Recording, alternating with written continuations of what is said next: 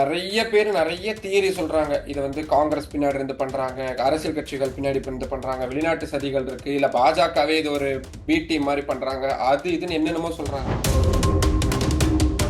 Sir இந்த வருஷம் NEET தேர்வு வினாத்தாள் கசிஞ்சிருச்சு.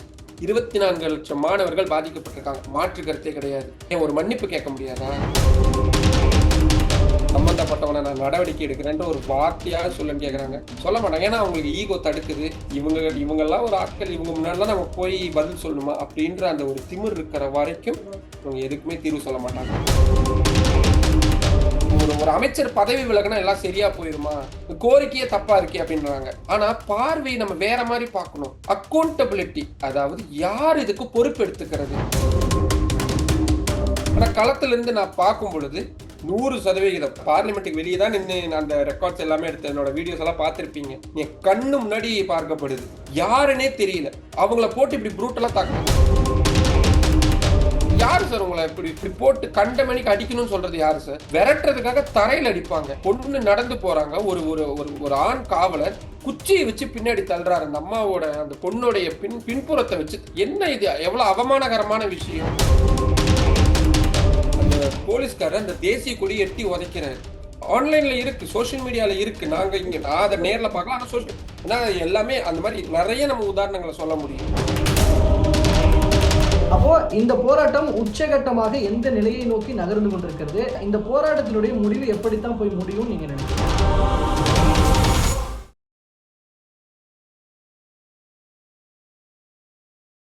அனைவருக்கும் அன்பு வணக்கம். இன்றைய சிறப்பு நேர்காணலில் நம்மோடு டெல்லியில் இருந்து திரு நிரஞ்சன்குமார் அவர்கள் இணைந்திருக்கிறார். அங்கு களத்தில் தற்போது நடைபெற்றுக் கொண்டிருக்கிற மாணவர்கள் போராட்டத்தை அவர் ஃபுல்லா கவர் பண்ணிட்டு இருக்கிறார். அங்க இருக்கிற தகவல்கள் தற்போது நம்மோடு பகிர்ந்து கொள்ள இருக்கிறார். நம்ம பேசலாம். சார் வணக்கம். வணக்கம். சார் இப்போ நீங்க அங்க களத்துல இருந்து உங்களோட வீடியோஸ்லாம் நாங்க இங்க ஃபாலோ பண்ணிட்டு இருக்கோம். அங்க நீங்க களத்திலே இருந்து இது பண்ணிட்டு இருக்கீங்க. தற்போது வந்து கொண்டிருக்கிற தகவலின்படி இந்தியா முழுக்க மற்ற மாநிலங்கள்ல இருந்தும் அங்க மாணவர்கள் வந்து இளைஞர்கள் எல்லாம் குவிஞ்சிட்டு இருக்கிறாங்க ஆதரவு தெரிவிக்கும் வகையில. போராட்டம் ரொம்ப சிவியரா வளர்ந்துகிட்டே இருக்கு அப்படிங்கிறத புரிஞ்சுக்க முடியுது. சோ அங்க இன்னும் எக்ஸாக்ட்டா சொல்லணும்னா நிலவரம் எப்படி போயிட்டு இருக்கு? நீங்க அங்க பார்க்கிற காட்சிகள் என்ன? அதாவது இது நெறைய பேரு நெறைய தியரி சொல்றாங்க. இத வந்து காங்கிரஸ் பின்னாடி இருந்து பண்றாங்க. அரசியல் கட்சிகள் பின்னாடி இருந்து பண்றாங்க. வெளிநாட்டு சதிகள் இருக்கு. இல்ல பாஜகவே இது ஒரு பி டீம் மாரி பண்றாங்க. அது இதுன்னு என்னென்னமோ சொல்றாங்க. ஆனா களத்துல இருந்து நான் பார்க்கும் பொழுது, அவங்களுடைய கோரிக்கை நியாயமான ஒரு கோரிக்கையா இருக்கு. முதல் விஷயம், இந்த நீட் தேர்வு பாதிப்பு அப்படின்றது எனக்கு தெரிஞ்சு தமிழ்நாட்டை விட அவ்வளவு பெரிய தாக்கத்தை எந்த மாநிலம் சந்திச்சிருக்குன்னு எனக்கு தெரியாது. ஆனா, இப்போ இருக்கக்கூடிய நிலவக்கூடிய அமைதி அப்படின்றது எனக்கு கொஞ்சம் ஆச்சரியமா இருக்கு. ஆனா, வட இந்தியாவ பொறுத்தவரைக்கும் நீட் தேர்வு மட்டுமல்ல, பல பல்கலைக்கழகங்களுக்கான நுழைவுத் தேர்வு தொடங்கி நெறைய விஷயங்கள் நடந்துகிட்டே இருக்கு. பல வ விவகாரங்கள். நீங்க அக்னிவீர் எடுத்துக்கோங்களேன். தமிழ்நாட்டுல பெரிய அளவுல பிரச்சனை இருக்காது. ஆனா, நார்த் இந்தியா, உத்தரப்பிரதேசத்துல, பீகார்லலாம் ஒரு ராணுவத்துக்கு போயிற மாட்டோமா?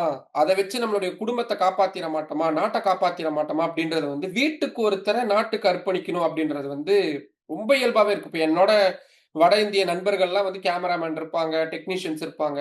அவங்க வீட்ல குறைந்தபட்சம் ஒருத்தராவது இருப்பாங்க. அதாவது நான் சொல்றது ஒட்டுமொத்த சொந்தக்காரங்கள்லயாவது ஒருத்தராவது இருப்பாங்க. மினிமம் 10, 15 பேராவது இருப்பாங்க. அந்த அளவுக்கு அவங்களுக்கு அந்த தேசபக்தி ஆகட்டும், இல்லாட்டி அவங்களோட பினான்சியல் ஸ்டெபிலிட்டி எதுக்கு வேணாலும் இருக்கலாம். ஆனா, அது வந்து ரொம்ப முக்கியம். அப்படிப்பட்ட நேரத்துல இந்தியா முழுக்க, குறிப்பா வட இந்தியா முழுக்க அக்னிபத்துக்கு போராட்டம் நடந்தது. மல்யுத்த வீரர், வீராங்கனைகள் போராட்டம், பாலியல் வன்கொடுமை சம்பந்தமா இதே டெல்லி ஜந்தர் மந்தர்ல நடந்துச்சு. இப்போ இப்படி ஒரு போராட்டம், விவசாயிகள் போராட்டம். இது எல்லாமே உடனே எல்லாம் என்ன நினைக்கிறாங்கன்னா, அ ஒரு ஒரு அமைச்சர் பதவி விலகுனா எல்லாம் சரியா போயிருமா? கோரிக்கையே தப்பா இருக்கே அப்படின்றாங்க. ஆனா பார்வை நம்ம வேற மாரி பார்க்கணும்.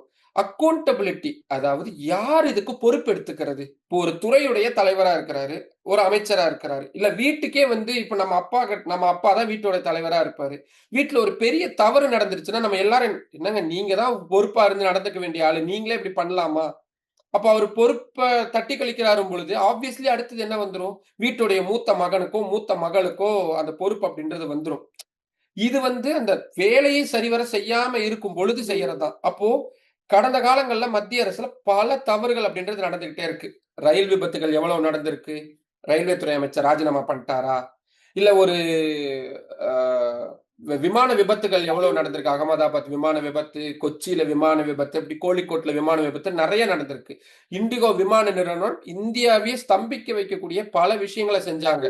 அந்த அவங்களுடைய கொள்கைகள்லாம் சரியா வரல, மத்திய அரசுடைய திட்டங்களுக்கு நாங்க ஏத்துக்க மாட்டோம் அப்படின்ட்டு. என்ன நடவடிக்கை எடுக்கப்பட்டது? அதுக்கப்புறமா விவசாயிகள் போராட்டம் நடந்துச்சு. எவ்வளவோ விஷயங்கள் நடந்துகிட்டு இருக்கு. அப்ப யாருமே ஏன் டெல்லியில ரெட் ஃபோர்ட்டுக்கு முன்னாடி குண்டு வெடிப்பு நடக்குது. அத்தனை 15 பேருக்கு மேல இறந்து போறாங்க. யாரு பொறுப்பு? இது தவறு நடந்துருச்சு. தவறு நடந்துச்சுன்னு சொல்லி கீழ இருக்கக்கூடிய சின்ன சின்ன அதிகாரிகள அரெஸ்ட் பண்றதோட மட்டும் இல்லாம, சம்பந்தப்பட்ட அமைச்சர் கவனக்குறைவா இருந்திருக்கிறாரு. அப்ப அவரு மேல ஒரு நடவடிக்கை எடுத்து இது வந்து கலெக்ஷன் ஆஃப் மெட்டீரியல்ஸ் சேர்ந்தது தான் இந்த போராட்டமா இப்ப பெரிய அளவுல வெடிச்சிருக்கு. இது வன்முறையா மாறணும் அப்படின்ற எந்த எண்ணமும் நான் கண்ணால பார்த்த வரைக்கும் சொல்றேன் யாருக்கும் கிடையாது. எல்லாம் அமைதி வழியில தான் போராட்டம் நடத்திக்கிட்டு இருந்தாங்க. 26 நாட்கள் 1 மாதம் ஆக போகுது. சோனம் வான்சுக்க அவர் உண்ணாவிரதம் இருந்துகிட்டு இருந்தவர வலுக்கட்டாயமா ப்ரூட்டலா 20 நாள் ஒருத்தர் உண்ணாவிரதம் இருந்திருக்கிறாரு. அவர் உடல்நிலை எப்படி இருக்கும்?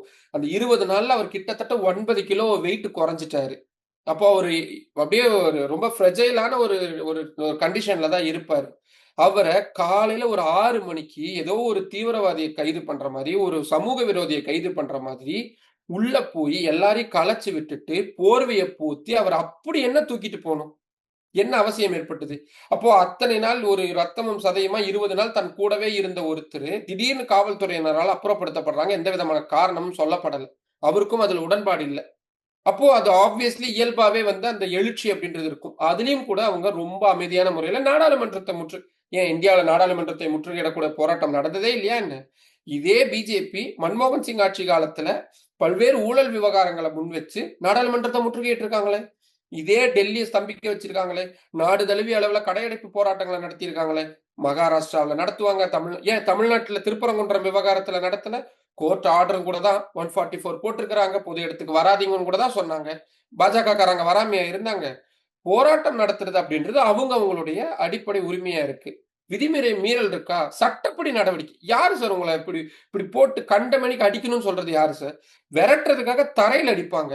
ஒரு பொண்ணு ஒரு 21 வயசு பொண்ணு நடந்து போறாங்க. ஒரு ஒரு ஒரு ஒரு ஆண் காவலர் குச்சியை வச்சு பின்னாடி தள்ளுறாரு. அந்த அம்மாவோட அந்த பொண்ணுடைய பின்புறத்தை வச்சு என்ன இது? எவ்வளவு அவமானகரமான விஷயம். ஒரு பையன் ஹெல்மெட் போட்டு உயிரை காப்பாத்திக்காக ஓடுறான். ஒரு துணை ராணுவ படையினர் காலை இடையில விடுறாரு. அந்த பையன் அப்படியே கீழே விழுகிறான். எந்திரிச்சு பார்த்தா ஒரு பொறுப்பான ஒரு நபர் நிக்கிறாரு. இது சின்ன பசங்க ஸ்கூல்ல பண்ணக்கூடிய விஷயம் சார்.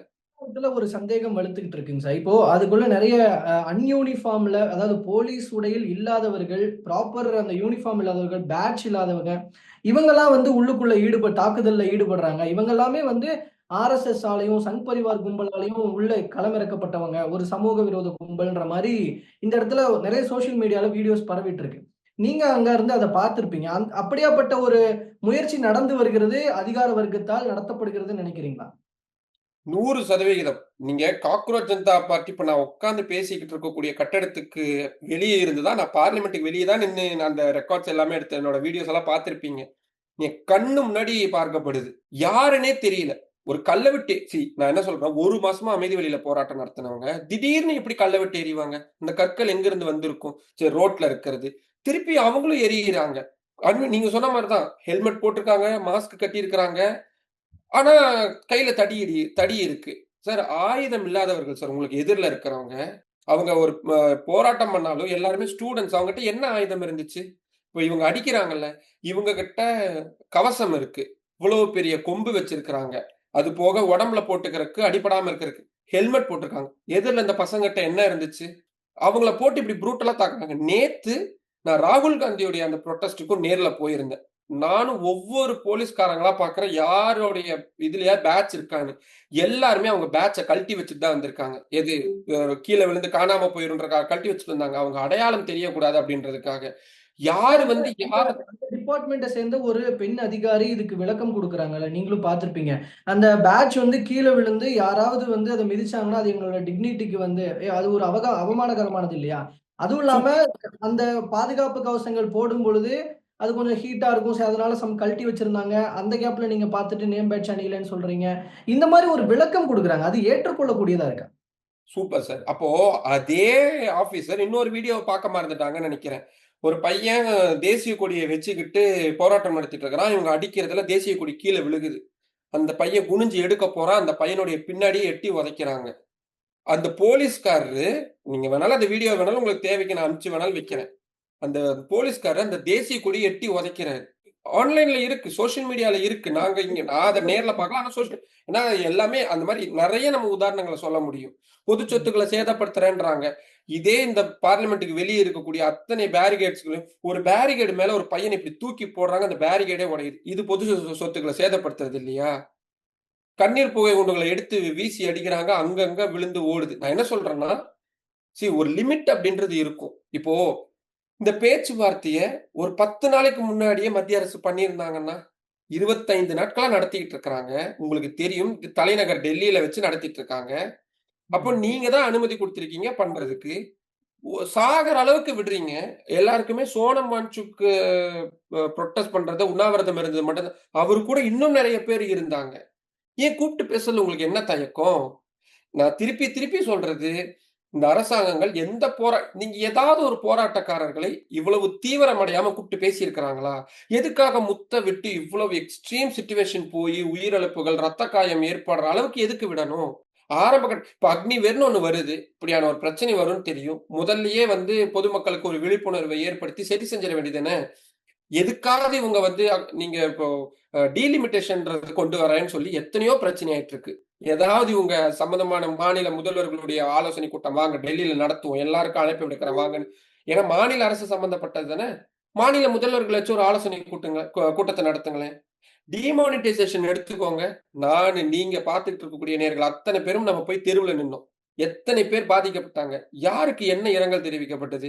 தீவிரவாதம் ஒழிஞ்சிரும்னாங்க, கள்ளப்பணம் ஒழிஞ்சிரும்னாங்க. ஒழிஞ்சிருச்சா நாட்டுல? இ இ நான் சொல்றது நமக்கு நினைவு இருக்கக்கூடிய விஷயங்கள மட்டும் தான் நம்ம பேசுறோம். ம். எத்தனை நடந்துகிட்டு இருக்கு? அப்ப இந்த இந்த நீட் தேர்வுல ஒவ்வொரு வருடமும் இத்தனை மாணவர்கள் தற்கொலை முதல்ல நீட் அப்படின்றதே சமநிலையோட இருக்கா? என்ன பாடத்திட்டத்துல அவங்க எடுக்குறாங்க? இம்ப்ளிமெண்டேஷன் கோர்ட் சொல்லிருச்சு அப்படின்றாங்க. கோர்ட் சொன்னது எல்லாத்தையும் இவங்க ஃபாலோ பண்ணிட்டா இருக்கிறாங்க. ஏன் இதே கோர்ட் தான் தேர்தல் பத்திரம் விவகாரங்கள்ல கடுமையான விதிமுறை மீறல் இருக்குது. சட்டவிரோதமா தேர்தல் பத்திரம் இருக்கு அப்படின்னாங்க. நான் அந்த கேஸ நேர்ல ஃபாலோ பண்ணிக்கிட்டு இருந்தேன். எஸ்பிஐ கிட்ட இருந்து யார் யாரு நன்கொடை குடுத்திருக்கிறாங்க, அந்த டீட்டெயில குடுங்கன்றாங்க. எத்தன நாள் இழுத்தடிச்சாங்க. அ ச ச ஸ்டேட் பேங்க் ஆஃப் இந்தியா 2024 தேர்தலுக்கு முன்னாடி கேஸ் வருது. அவங்க எப்ப தெரியுமா நாங்க ரிப்போர்ட் சப்மிட் பண்ண முடியும்? நாங்க ஜூலைல பண்ணுவோம்ன்றாங்க. ஏன்னா, மே, ஜூன்ல எலக்ஷன் முடிஞ்சிரும். அதுக்கப்புறம் பொறுமையா பண்றதுக்கு. ஞாபகம் இருக்கும்னு நெனைக்கிறேன். உங்களுக்கும் எல்லாருக்குமே ஞாபகம் இருக்கும்னு நெனைக்கிறேன். அப்போ இவங்களுடைய அக்கவுண்ட் உங்களுக்கு புரியுது. ஏன் இதே விஷயத்த எடுத்துக்கோங்களேன். ஒரு பாடத்திட்டத்துல உச்சநீதிமன்றத்துடைய வழக்குகள் நிலுவையில் இருக்கிறது சம்பந்தமாகவும், நீதிபதிகள பத்தியும் இருக்கக்கூடிய விஷயத்த தான் சேர்த்தாங்க. ஆமா, ஏராளமான பேக்லாக்ஸ் இருக்கு. நீதித்துறையில வெளிப்படைத்தன்மை இல்ல அப்படின்றத பாடத்திட்டத்துல சேர்த்தாங்க. உச்சநீதிமன்றம் அத வந்து தானா முன்வந்து விசாரிக்கிறாங்க. மத்திய அரசு போய் அப்படியே அப்படியே கீழ விழுந்து மன்னிப்பு கேட்கறாங்க. ஐயோ! நாங்க தெரியாம சேர்த்துட்டோம். அந்த ஆபீசர்ங்கள அரெஸ்ட் பண்றது என்ன? அவங்கள மேல துறை ரீதியான நடவடிக்கை அப்போ உங்களுக்கு ஒரு ஆபத்துனா, நீங்க எவ்வளவு வேணாலும் கீழ இறங்கி போவீங்க, மன்னிப்பு கேட்பீங்க. சார் இந்த வருஷம் நீட் தேர்வு வினாத்தாள் கசிஞ்சிருச்சு. 24,00,000 மாணவர்கள் பாதிக்கப்பட்டிருக்காங்க. மாற்று கருத்தே கிடையாது. ஏன் ஒரு மன்னிப்பு கேட்க முடியாதா? நாங்க தெரியாம சார் அடுத்த வருஷம் நீங்க நடக்காம பார்க்குறீங்க, ஆனா பண்ணல. அது 2வது திரும்பவும் அதுக்கப்புறம் நீட் எக்ஸாம் வச்சுட்டோம். அது பாதுகாப்போட நடந்தது. எல்லாம் நடத்தி காட்டிட்டோம்ல அப்படின்ற ஒரு விஷயத்த வாதமா வைக்கிறாங்க. சூப்பர். அப்போ ஒருத்தர் வந்து எக்ஸ்ன்ற ஒருத்தரு ஒய்ய போய் குத்துறாரு. ஆனா அந்த ஒய் சாகல. போலீஸ் வந்து அரெஸ்ட் பண்றாங்க. நான் அவன கொல்லணும்னு தான் முடிவு எடுத்தேன். ஆனா அவன் தான் சாகலைல. அப்புறம் எதுக்கு என்ன அரெஸ்ட் பண்றீங்கன்னு சொல்ற மாரி இருக்கு. 24,00,000 மாணவர்கள் எவ்வளவு பேர் சார் மன உளைச்சலுக்கு ஆளாயிருப்பாங்க? எத்தனை பேர திருப்பி ரீவிசிட் நீங்க பண்ணுவீங்களா அத? நம்மள திருப்பி திருப்பி ஒரு விஷயத்த பண்ண சொன்னா, அது நமக்கு அதெல்லாம் தாண்டி அப்படி எப்படி நீங்க சரி அடுத்த வருஷம் மட்டும் எப்படி நடக்குதுன்னு நீங்க நம்புறது? ம். இந்த வருஷம் இது என்ன இந்த வருஷம் தான் ஃபர்ஸ்ட் நடக்குதா? ஏன் தமிழ்நாட்டுல நீட்ல ஆள்மாறாட்டம் நடக்கல? ஒரு ம். பையனுடைய எக்ஸாம் சென்டர்ல இன்னொரு பையன் போய் உட்கார்ந்து ஐடி கார்டு காட்டி பண்ணல. கம்ப்யூட்டரைஸ்ட் முறையில பண்றேன்றாங்க. அதுல மட்டும் தப்பு நடக்காதுன்னு என்ன தீர்வு? அதான் மக்களினுடைய புரிதலுக்காக ஒரு விஷயம். இந்த நீட்ன்ற விஷயத்துல இப்போ காங்கிரஸாக இருந்தாலும் சரி, பிஜேபியாக இருந்தாலும் சரி, மத்தியில் ஆள்பவர்கள் ஏன் இதுல நீட் வேண்டான்ற முடிவுக்கு வரமாட்டேங்கிறாங்க? நீட்ன்றது இந்தியாவுல ஒரு மிகப்பெரிய மார்க்கெட்டா இருக்கு அப்படிங்கிறது நம்மளுக்கு புரிய வருது. இதுல மத்திய அரசுக்கு போகிற பங்கு என்ன? ஏன் மத்திய அரசு மாணவர்களுடைய நலனை கூட கருத்தில் கொள்ளாமல் நீட்ன்ற விவகாரத்தை ரத்து செய்வதில் மறுக்கிறார்கள் அப்படிங்கிறதுல மக்களுடைய புரிதலுக்காக ஒரு விளக்கம் வேணும்னு நினைக்கிறேன். நீங்க பிரிட்டிஷ்காரங்க வந்து வேர்ல்டு ஃபுல்லா வந்து அவங்க எல்லா நாடுகளையும் காலனியாக்கி அடக்கி ஆண்டாங்க. அதுக்கு மிக முக்கியமான காரணம் அவங்களுடைய லாங்குவேஜ் சுப்ரமசி. அதாவது ஆங்கிலம் தான் சிறந்த மொழி. ஆங்கிலத்தை எல்லா வகையிலும் பயன்படுத்தணும் அப்படின்ற ஒரு விஷயத்தை. ஆங்கிலத்தை புகுத்துவதன் மூலமாக கல்வியை புகுத்த முடியும். கல்வியை புகுத்துவதன் மூலமாக ஒரு ஒரு சமூகத்தினுடைய கலாச்சாரத்தை மாற்றி அமைக்க முடியும். இதுதான் ரொம்ப எளிமை. நான் சொல்றது ஆங்கிலம் அப்படின்றத ஒரு மொழின்னு நீங்க எடுத்துக்கணும். மொழி, அதன் மூலியமா கல்வி, கல்வியின் மூலியமா கலாச்சாரத்தை மாற்றி அமைப்பது. இப்ப இதுதான் சிம்பிள். நீங்க பாஜகவா இருந்தாலும், இவுங்க காங்கிரஸா இருந்தாலும், நாளைக்கு ஆம் ஆத்மி கட்சி நாளைக்கு ஒரு வேளை மத்தியில வராங்க அப்படின்னா, யாரா இருந்தாலும், மத்தியில ஒரு தேசிய கட்சியா போய் ஒரு இடத்துல உட்கார்றாங்க. அதிலும் குறிப்பா அவங்க வட இந்திய கட்சிகளைச் சேர்ந்தவர்களா இருக்கிறாங்க அப்படின்னா, அவங்களுடைய ஒரே பார்வை ஒட்டுமொத்த ஒன்றியத்தையும் நம்மளுடைய கட்டுக்குள்ள கொண்டு வரணும். அதுக்கு அவங்களுக்கு கல்வி ரொம்ப ரொம்ப முக்கியமா இருக்கும். ஆப்வியஸ்லி அதனால தான் எல்லா நீங்க இன்னைக்கு நீட் இருக்கட்டும், அதுக்கு முன்னாடி இருக்கக்கூடிய ஜவஹர் பள்ளிகள் ஆகட்டும், அதுக்கு முன்னாடி இருக்கக்கூடிய இப்ப பிஎம்ஸ்ரீன்னு இருக்கக்கூடியதுடைய ஆரம்ப விதை அப்படின்றது காங்கிரஸ்.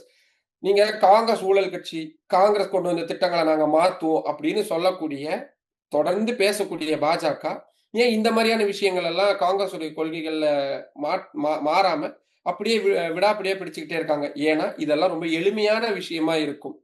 2வது அ கல்வி அறிவில ஏற்கனவே ஒரு தென்னிந்தியா அப்படின்றது ரொம்ப பிரதானமா ரொம்ப முன்னேறிய மாநிலமா இருக்கு. அப்ப அந்த பயாஸ்ட் அப்படின்னு வரும்பொழுது, நீங்க எந்த ஒரு நாட்டுக்குமே நீங்க இப்ப தெலங்கானா, ஆந்திரா ஏன் பிரிஞ்சது? ஏன்னா, ஒரு ஆந்திராவுடைய ஒரு பகுதி வளர்ச்சியில இருக்கு. இன்னொரு பகுதி வளராம இருக்கு. அப்படின்றது தான். வங்கதேசம், பாகிஸ்தான் ஏன் பிரிஞ்சது? நீங்க இப்படி ஒரு நாடு பிரிவினை அடையறதுக்கான அடிப்படையான விஷயம் என்னவா இருக்கும்னா, அந்த நாட்டுடைய ஒரு பகுதி வளர்ந்திருக்கும். இன்னொரு பகுதி வளர்ச்சி இல்லாம இருக்கும். இதுதான் பேசிக் ஃபார்முலா. இப்ப நீங்க இத அப்படியே இந்தியாவோட பொருத்தி பாருங்களேன். வட இந்தியர்கள் பெரும்பாலும் அவங்களுக்கு இருக்கக்கூடிய பார்வை என்ன? தென்னிந்தியா மட்டும் வளர்ந்த ப பகுதிகளா இருக்கு. அங்க கல்வி அறிவு அதிகமா இருக்கு. அங்க வந்து எஜுகேஷன் ரொம்ப நல்லா இருக்கு. காலேஜஸ், யூனிவர்சிட்டீஸ்ன்னு எல்லாமே இருக்கு. வேலை வாய்ப்பு கொட்டி கிடக்கு அப்படின்ற ஒரு பார்வை இருக்கு. அட் த சேம் டைம் வட இந்தியாவுல இருக்கக்கூடிய அரசியல் கட்சி தலைவர்களையும் ஏன்னா இப்பல்லாம் நெறைய பேர் மைக்ரண்ட் ஆயி வராங்க. ரிட்டர்ன் போகும்பொழுது அந்த கேள்விகள எழுப்புறாங்க. அப்போ இவங்களுக்கு அதுக்கான தேவை இருக்கு. இத உடனடியா சரி செய்யக்கூடிய விஷயங்கள். இப்ப அட்மினிஸ்ட்ரேட்டிவ் வைஸ் இப்ப நீங்க ஒரு ஒரு பாலம் கட்டுறது, ரயில் பாதைகள் போடுறது, புதுசா விமான நிலையம் இதெல்லாம் வந்து நீங்க இம்மீடியட்டா பண்ணிற முடியும். ஒரு 2, 3 வருஷத்துல, ஒரு 5 வருடத்துல, 10 வருடத்துல நீங்க பண்ணிற முடியும். ஆனா, கல்வி அப்படின்றதுக்கு பல தசாப்தங்கள் ஆகும். நம்மளே ஒரு 30, 40 வருடங்கள், ஒரு 1/2 நூற்றாண்டு போராடி அதனுடைய நீட்சியா தான் நம்ம இன்னைக்கு அனுபவிச்சுக்கிட்டு இருக்கிறோம். அட் த சேம் டைம் வட இந்தியாவுல அது வரவே இல்ல. அப்ப என்னன்னா, தகுதியை சமன் செய்யறதுக்கு 2 விஷயம். 1 2 பேரையுமே சமமா எடுத்துட்டு போறது. இன்னொன்னு மேல இருக்கிறவன கொஞ்சம் கீழ இறக்கி, கீழ இருக்கிறவனோட சமப்படுத்துறது. இந்த பெரிய கோட்டுக்கு பக்கத்துல சின்ன கோடு போடன்ற கணக்கு சொல்லுவாங்கல்ல, அதே ஃபார்முலா தான். இப்போ வட இந்தியாவுல நீங்க ஆங்கிலம் புகுத்துறதோ இப்போ 3 மொழி லாங்குவேஜ் சிம்பிளான ஒரு கான்செப்ட் சொல்றேனே. இந்த வருஷம் சிபிஎஸ்இல 9ஆம் வகுப்பு பாடத்திட்டத்துல மும்மொழி கொள்கைய கட்டாயமாக்குறாங்க. இது எந்த ஆணிக்காகன்னு எனக்கு தெரியல. இது வந்து வடிவேலு சொல்ற மாரி தான். நீ புடுங்கது பூராவே தேவையில்லாத ஆணின்ற மாரி தான். எதுக்கு நான் கேட்கல சார். நீங்க கேட்கல. நம்ம கேட்டா கூட அரச வந்து நம்ம அவமரியாதைப்படுத்துறோம்னு சொல்லிருவாங்க. சுப்ரீம் கோர்ட்ல கேட்டாங்க. நீதிபதி நாகரத்னா தலைமையிலான பெஞ்ச் முன்னாடி தமிழ்நாடு ரிலேட்டட் கேஸ் வந்தப்போ, எதுக்குய்யா இப்ப நீ 9ஆம் கிளாஸ்க்கு வந்து சிபிஎஸ்இ கொண்டு வர? அவங்க சொல்றது வேற. நீ 6ஆம் வகுப்புல இருந்தே கொண்டு வந்துரு. 6ஆம் வகுப்புல இருந்தே 3 மொழி கொள்கைய கொண்டு வந்துருன்றாங்க. ஆனா 9ஆம் வகுப்புக்கு கொண்டு வந்தா மாணவர்கள் பிரஷர் ஆவாங்க. 10ஆம் வகுப்புக்கு பொதுத் தேர்வுக்கு ரெடி ஆகுறப்போ கஷ்டமா இருக்கும். அப்போ உச்சநீதிமன்றத்துக்கே தெரியுது. திடீர்னு ஒரு மும்மொழி கொள்கைய சேர்த்தா கஷ்டமா இருக்கும்னு. அரசு என்ன சொல்லுது? நாங்க வந்து மும்மொழி கொள்கையில 1 பொதுமொழி. அதாவது அவங்களுடைய தாய்மொழியா இருக்கும். 2வது ஹிந்தி இருக்கும். கட்டாயமா இருக்குமா? 3வது லாங்குவேஜ் எத கொண்டு வருவாங்க? நீங்க நம்பவே மாட்டீங்க. சான்ஸ்கிரிட்ட கொண்டு வரணும் அப்படின்றது தான் அவங்களுடைய திட்டங்கள்ல ஒண்ணா இருக்கு. தமிழ்நாட்டுக்காரன் சான்ஸ்கிரிட் கத்துக்கிட்டு என்ன பண்ணுவான்? இப்ப உடனே இவங்க சொல்லுவாங்க, இல்ல, இல்ல 3வது மொழியா தமிழ் மொழிய கத்துக்க எங்க யுபில தமிழ் மொழிய கத்துக்க வைக்க போறாங்க. திருவள்ளுவர் சிலைய ஹரித்வாருடைய கரையில கொண்டு போய் பிஜேபியுடைய தருண் விஜய், உங்களுக்கு தெரியும், திருவள்ளுவரை தூக்கிட்டு சுத்திட்டு இருந்தார்ல பல வருஷம். நாங்க வெள்ளையா இருக்கிறோம், கருப்பர்களா இருக்கக்கூடிய தென்னிந்தியர்களை நாங்க சகிச்சிட்டு இல்லைன்னு சொல்லி ஒரு ஒரு பெரிய பொன்மொழியை கொடுத்தார்ல, அந்த தருண் விஜய் ஹரி ஹரித்வார்ல திருவள்ளுவர் சிலையை திறக்கிறேன்னு ஒரு காமெடி பண்ணி போனார். நாங்க எல்லாமும் போயிருந்தோம் கவர் பண்றதுக்கு. அங்க இருக்கக்கூடியவங்க என்னமா நினைச்சுக்கிட்டாங்க, டேய் இவன் ஏதோ தென்னிந்தியால இருந்து ஒரு சாமியாரை கொண்டு வந்து இங்க வச்சு கோயில் கட்ட பாக்குறாங்க. நம்ம இது சீரியஸா நான் சொல்றது. இது வந்து விளையாட்டுக்கோ நான் எக்ஸாஜரேட் பண்ணி சொல்லவே இல்ல. கடைசியில அந்த சிலைய அங்க வைக்கவே விடாம எங்க தெரியுமா போச்சு? கலெக்டர் ஆபீஸ்க்கு பின்னாடி இருக்கக்கூடிய ஒரு இடத்துல கருப்பு கலர் தார்பாயின் போட்டு நம்ம ஐயன் திருவள்ளுவர அங்க படுக்க வச்சிருந்தாங்க. அந்த ஆள் கேட்டாரா? திருவள்ளுவர் எங்கேயாவது கேட்டாரா? "ஏய் என்னை கொண்டு போய் கங்கை கரைய வைன்னு." அவருக்கு குமரி கரையில ஜம்முன்னு உட்கார்ந்துட்டு இருக்காரு. அவர கொண்டு போய் அங்க வச்சு இது எதுக்கு சொல்றேன்னா, வட இந்தியாவுல நம்மை பார்க்கக்கூடிய பார்வை, நம் மொழியை பார்க்கக்கூடிய பார்வை அவ்வளவுதான். அவங்களுக்கு அவங்க மொழி அழியறதை சங்கடமா பார்க்கலையே. நீங்க இன்னைக்கு எத்தன பேர் பீகாரி மொழி அவங்க ஊர்ல பேசுறாங்க? மராட்டிக்கு போனீங்கன்னா, எத்தன பேர் மராட்டி மொழி பேசுவாங்கன்னு நெனைக்கிறீங்க?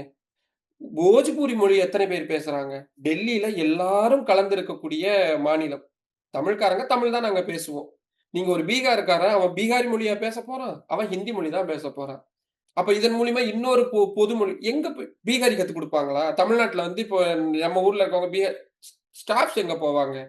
இருக்கறதுக்கே ஸ்டாஃப்ஸ் இல்லாம இருக்கிறாங்க. இது எல்லாம் அதான் சொல்றேன்ல, இந்த இது ஒரு சிக்கலை கண் வச்சு துடைப்புக்காக சொல்ற விஷயம் தான். கண் துடைப்புக்காக சொல்ற பாயிண்ட் தான் இது. ஆப்வியஸ்லி அப்புறம் என்னத்த போய் அப்புறம் எதுக்கு? இது எதுக்குன்னா, நான் ஏற்கனவே சொன்ன மாரி தான். அந்த தரத்தை நம்ம ஏற்கனவே தென்னிந்திய மாநிலங்கள் தரத்துல உயர்ந்திருக்கிறாங்க. அதுக்கு இவங்கள ஈக்குவலா கொண்டு வரணும்னா பல வருஷங்கள் ஆகும். சரி ஈஸியா இருக்குது. அவன கொண்டு போய் கீழ விட்டுருவோம். அவன புடிச்சு இழுத்து விட்டுருவோம். சிபிஎஸ்இ பாடத்துல வச்சுக்கிட்டு ஒரு மாநில பாடக்கல்வியில படிக்கக்கூடிய குழந்தைய கொண்டு போயி, சிபிஎஸ்இ பாடப்பிரிவுல தயாரிக்கக்கூடிய ஒரு நீட் எக்ஸாம எழுத வைக்கிறது அப்படின்றதே எவ்வளவு பெரிய அயோக்கியத்தனம். அதத்தான் பண்ணிக்கிட்டு இருக்கிறாங்க. இல்ல ஏன்னா இதுல எதிர்வாதம் வைக்கிறவங்க நீட் வந்ததுக்கு அப்புறம் கல்வி அதாவது மாணவர்களினுடைய தரம் உயரும், கல்வியினுடைய தரம் உயரும். அந்த என்ட்ரன்ஸ் எக்ஸாம்ல பாஸ் பண்ணி வர்றவங்கன்றவங்க நாலேட்ஜபிளா இருப்பாங்க. உருவாகுகிற மருத்துவர்கள் ரொம்ப நாலேட்ஜபிளா இருப்பாங்க. இப்படிங்கிற வாதங்கள் எல்லாம் முன்வைக்கிறாங்க. அப்ப இந்த நீட் எக்ஸாம் வர்றதுக்கு முன்னாடி படிச்சு முடிச்சுட்டு டாக்டர்களா இருக்கிறவங்க இப்பவும் ட்ரீட்மெண்ட் பார்த்துட்டு இருக்காங்க. நம்ம அந்த வாதங்கள எதிர்வாதங்களா வைக்க வேண்டியிருக்கு. இந்த புரிதல் தேவைப்படுதுல்ல மக்களுக்கு, மக்கள் மத்தியில. அந்த மாரி சொல்றவங்கள, உங்களுக்கு யாராவது நம்ம சேனல்லயோ, கமெண்ட்ஸ்ல சொல்றவங்கள புடிச்சு கொண்டு போயி, நம்ம தமிழ்நாடு ஸ்டான்லி மருத்துவமனை இருக்குமா? இல்லாட்டி ஒரு ராஜாஜி மருத்துவமனை இருக்குமா? அங்க இருக்கக்கூடிய டீன் கிட்ட கொண்டு போய் விட்டுருங்க. அவங்க பார்த்துக்குவாங்க. எனக்கு தெரிஞ்சு உலகத்திலேயே தலை சிறந்த மருத்துவர்கள் இருக்கக்கூடிய இடம் தமிழ்நாடு. மாற்று கருத்தே இல்ல. ஆப்கானி இந்தியாவுல மருத்துவ சுற்றுலான்னு ஒண்ணு இருக்கு. அதாவது வெளிநாடுகள்ல இருந்து வரக்கூடிய பல நோயாளிகள், எனக்கு தெரிஞ்சு யூரோப் கண்ட்ரீஸ்ல இருந்து வராங்க. ஏன் கொஞ்ச நாளைக்கு முன்னாடி கூட ஒரு ஆப்பிரிக்கன் பிரசிடென்ட் வந்து கேரளாவுக்கு வந்து ட்ரீட்மெண்ட் எடுத்துட்டு குணமாயி போனார்ன்னு நெனைக்கிறேன். அவரோ ஒரு பொண்ணோ சரியான நினைவில்ல எனக்கு. அ ஆப்கானிஸ்தான்ல இருந்து, பல ஐரோப்பிய நாடுகள்ல இருந்து சென்னைக்கு வந்து ட்ரீட்மெண்ட் எடுத்துட்டு போறவங்க அவ்வளவு பேர் இருக்கிறாங்க. எனக்கு புரியல. நீட் வந்து தான் தரம் உயர்த்தப்பட்டது அப்டின்னா, மோடி வந்ததுக்கு அப்புறம் தான் இந்தியா வந்து வளர்ச்சி அடைந்த நாடாவோ, வளர்ற நாடா இது கலெக்டிவ் எஃபெக்ட் சார். இது பல வருடங்களா பண்ணிக்கிட்டு இருந்ததோட எஃபெக்ட் தான் இது. அ சரி நீட் தேர்வு வந்ததுக்கு அப்புறமா அப்ப நீட் தேர்வுல பாஸ் பண்ணி இதுல வரக்கூடிய மருத்துவர்கள் இன்னொரு பாயிண்ட் வச்சிருக்காங்க. பொருளாதார ரீதியா ஏழை மாணவர்களும் மருத்துவ கல்வி பயில முடியுது. நீட் வந்ததுக்கு அப்புறம்ன்ற விஷயம். இதெல்லாம் வந்து அதான் நான் சொல்றேன்ல, நீட் கோச்சிங் சென்டர்ன்னு ஒண்ணு இருக்குல்ல. அதுக்குள்ள போறவங்களுக்கு அத பத்தின விஷயங்கள் அப்படின்றது தெரியும். அப்போ நீட் வந்ததுக்கு அப்புறம் பிரைவேட் காலேஜ்ல என்ன ஃப்ரீயாவா குடுக்குறாங்க? இலவசமாவா கல்வி மருத்துவம் எல்லாருக்கும் ஸ்டாண்டர்டான ஒரு ஒரு ஒரு ஒரு ஃபீஸ் ஸ்ட்ரக்சர் அப்படின்றது இருக்கு. நீங்க அதத்தான் ஃபைனலைஸ் பண்ணணும். நீங்க தனியார் மருத்துவ கல்லூரிகள் டொனேஷன் வாங்குறது தடுக்கறக்கு ஒரு ஒரு ஒரு சிஸ்டம உருவாக்கணும். அத விட்டுட்டு ஒரு வருஷத்துக்கு நான் தான் சொல்றேன். நான் கோட்டாவுக்கும் போயிருந்தேன் அந்த டாக்குமெண்ட்ரிக்கு ராஜஸ்தான் மாநிலத்துக்கு. ரூ. 1,50,000 ஃபீஸுக்காக மட்டும் செலவு பண்றாங்க. தன்னுடைய பையன் மருத்துவர் ஆகணும் அப்படின்றதுக்காக சொந்த ஊர விட்டுட்டு, தன்னுடைய விஆர்எஸ் பணத்தையோ, இல்ல வேற எதையாவது சேவிங்ஸையோ எடுத்துக்கிட்டு 2 வருடம் கோட்டாலேயே வாடகைக்கு வீடு எடுத்து தங்கி இருக்கக்கூடிய குடும்பம் அத்தனை குடும்பத்த நான் பார்த்திருக்கேன். தமிழ்நாட்டில இருந்து வந்த குடும்பங்கள் உட்பட. இப்போ பணம், பணம், பணம், பணம்னு உருவாக்கக்கூடிய ஒரு கம்யூனிட்டிய உருவாக்கிட்டு, நாளைக்கு அவன் சேவை செய்யறக்கு தான் மருத்துவத்துறைக்கு வருவானா என்ன சார் நியாயம்? தமிழ்நாட்டுல ஒரு செக்மெண்ட் இருந்துச்சு உங்களுக்கு தெரியும்னு நெனைக்கிறேன். அதாவது மருத்துவ மேல் படிப்புக்கு போகணும் அப்டின்னா, நீங்க ரூரல் ஏரியால, கிராமப்புறங்கள்ல, மலைவாழ் பகுதிகள்ல ஆரம்ப சுகாதார நிலையத்துல மருத்துவரா ஒருத்தர் வேலை பார்க்கிறாருன்னா, அவருக்கு கிரேஸ் மார்க்கா 2 மார்க் குடுப்பாங்க. அப்போ ரொம்ப பணம் இல்லாத மாணவர்கள் என்ன பண்ணுவாங்க? ஓகே. நமக்கு பணம் இல்ல. பட் நம்மகிட்ட மனசு இருக்கு. ஏழைகளுக்கு போய் சேவை செய்வோம். சேவைக்கு நமக்கு பணமும் கிடைக்கும். 2 மார்க்கும் கிடைக்கும். மேல் படிப்பு படிக்கிறப்போ நமக்கு இதனால எல்லாருக்கும் பலனடையுது. ஒரு கிராமத்துக்கு ரூ. 1,00,00,000 கட்டி படிக்கக்கூடிய நீங்க, ஒரு கிராமத்துல போய் வேலை செய்யணும்னு நெனைக்க மாட்டீங்க. அதுவே உங்களுக்கு அரசாங்கம் நீங்க திருப்பி எதையோ உங்களுக்கு குடுக்குறாங்க. அப்போ நீங்க தாராளமா போணும்னு இப்படிப்பட்ட சிஸ்டம் இருந்தத நாசம் பண்ணிட்டாங்க இன்னைக்கு. இப்ப இப்ப இப்ப நாளைக்கு நீட் மருத்துவர்கள் பாஸ் ஆயி வெளிய வராங்க. இவங்க சொல்றாங்க தரமான மருத்துவர்கள உருவாக்குறாங்கன்றாங்கல்ல.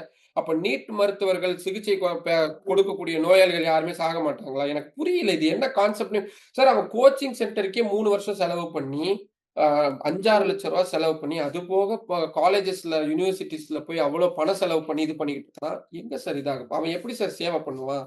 கரெக்ட். இப்போ இப்போ யூனிவர்சிட்டி, லா காலேஜஸ்ல நடக்கக்கூடிய என்ட்ரன்ஸ் எக்ஸாம்ஸ் எல்லாம் இருக்கு. அதுக்குன்னு இவ்ளோ இவ்ளோ கூத்தா நடந்துகிட்டு இருக்குது. இத வச்சு ஒரு ஒரு மாநிலம் வேண்டாம். எங்களுக்கு இது வேண்டான்றாங்க. விட்டுற வேண்டியது தானே! இது நம்ம இன்னும் டெக்னிக்கலா போகணும்னா, இன்னும் நெறைய போகும். அதுக்கு நம்ம தனியா தான் ஒரு இது பேச வேண்டியதா இருக்கும். கண்டிப்பா தான். சார் நம்ம இப்ப ஃபைனலி ஒரு விஷயத்தோட முடிக்கலாம். இப்போ வந்து தற்போது நெறைய இளைஞர்கள் மற்ற மாநிலங்கள்ல இருந்து வராங்க அப்படின்ற பொழுது, இந்த உயர்கல்வித் துறையில ஒரு சீர்திருத்தம் வேணுன்ற ஒரு முக்கியமான கோரிக்கை ஒண்ணு இருக்கு. அதுக்காகவும் வராங்க. இன்னொரு முக்கிய பிரச்சனையாக தலை தூக்கி இருக்கிற வேலை வாய்ப்பின்மை. அப்போ அதுவும் இங்க அடிஷனலா சேருது. அந்த கோரிக்கையும் முன்வைக்கிற வகையில தான் இளைஞர்கள் எல்லாம் ஒன்று கூடிட்டு இருக்கிறாங்க ஜந்தர் மந்தர்ல அப்படிங்கிறத புரிஞ்சுக்க முடியுது. அப்போ இந்த போராட்டம் உச்சகட்டமாக எந்த நிலையை நோக்கி நகர்ந்து கொண்டிருக்கிறது? இதை தடுப்பதற்காக மத்திய அரசு ஏதோ மெத்தன போக்கோடு செயல்படுறாங்கன்னாலும், இங்க நீதிமன்றங்கள் அதுல எந்த அளவுக்கு தலையிடுறாங்க? இந்த போராட்டத்தினுடைய முடிவு எப்படித்தான் போய் முடியும்னு நீங்க நினைக்கிறீங்க? இல்ல இது பெரும்பாலும் நீதிமன்றங்கள் கொள்கை முடிவு அப்படின்னு சொல்லி இத பெரும்பாலும் கண்டுக்க மாட்டாங்க. சில கண்டனங்கள தெரிவிப்பாங்க. சில விஷயங்கள சரி செய்யுங்க அப்படின்னு சொல்லுவாங்களே தவிர, பெரிய அளவுல அதுல போக மாட்டாங்க. அ இந்த அரசாங்கத்தை பொறுத்தவரை, அவங்க தேர்தல்கள்ல தொடர்ச்சியா வெற்றி பெற்றுக்கிட்டே இருக்கிறாங்க. பல முறைகேடுகள் அப்படின்றது நடக்குது. பல பிரச்சனைகள் அப்படின்றது நடக்குது. வேலைவாய்ப்பின்மை இருக்கு. ஆனாலும் கூட தேர்தல் வெற்றி அப்படின்றது கிடைச்சுக்கிட்டே இருக்கிறதுனால, அவங்க ரொம்ப ஒரு ஒரு மாரி தெனாவட்டான ஒரு இடத்துல இருக்காங்கன்னு கூட வச்சுக்கலாமே. ஏன் இப்ப ராமர் கோயில் விவகாரத்துல இவ்வளவு பெரிய விஷயம் நடந்திருக்கு. ஏதாவது ரியாக்ட் பண்றாங்களா? நீங்க தானே சார் ஒரு ஒரு ஒரு பீஃப் சாப்பிட்டா இந்து மத அ உணர்வுகள் புண்படுது அப்படின்றாங்க. ஒரு கோவிலுக்கு இவங்க கடவுளா வணங்கக்கூடிய ராமர் கோவிலுக்கு கொடுக்கப்பட்ட டொனேஷன்ல கை வச்சு திருடி இருக்கிறாங்க. நீங்க ஒரு 10 பேர அரெஸ்ட் பண்ணிட்டாங்க. சோ அந்த 10 பேர் தான் அவ்ளோ பெரிய கோயில்ல 10 பேர் தான் திருடி இருக்கிறாங்க. அப்போ இவங்க இந்த அக்கவுண்டபிலிட்டி எடுக்காம இருக்கிறாங்க அப்படின்றதுடைய நீட்சி தான் இந்த போராட்டமா இருக்கு. மாணவர்களும் சரி, மக்களும் சரி எதிர்பார்க்கிறது இவங்க கிட்ட இருந்து தீர்வு. அட தீர்வு தான் தரமாட்டீங்க. குறைந்தபட்சம் ஒரு வார்த்தையா சொல்லு. தப்பு நடந்து போச்சு. சம்பந்தப்பட்டவன நான் நடவடிக்கை எடுக்கிறேன்ற ஒரு வார்த்தையாவது சொல்லுன்னு கேட்கறாங்க. சொல்ல மாட்டாங்க. ஏன்னா அவங்களுக்கு ஈகோ தடுக்குது. இவங்கலாம் ஒரு ஆட்கள். இவங்க முன்னாடிலாம் நம்ம போய் பதில் சொல்லணுமா? அப்படின்ற அந்த ஒரு திமிர் இருக்கிற வரைக்கும் இவங்க எதுக்குமே தீர்வு சொல்ல மாட்டாங்க. ஓகே. ஆனா இது ஒரு மிகப்பெரிய புரட்சி அளவுக்கு போகும்ன்றது தான் எல்லாருடைய பார்வையா இருக்கு. பட் பொறுத்திருந்து பார்க்கலாம் என்ன நடக்குது அப்படிங்கிறத. நம்ம தொடர்ந்து பேசலாங்க சார். தற்போது வரைக்கும் பல்வேறு தகவல்கள் மற்றும் கருத்துக்கள பகிர்ந்து கொண்டமைக்கு ரொம்ப நன்றி. நன்றி.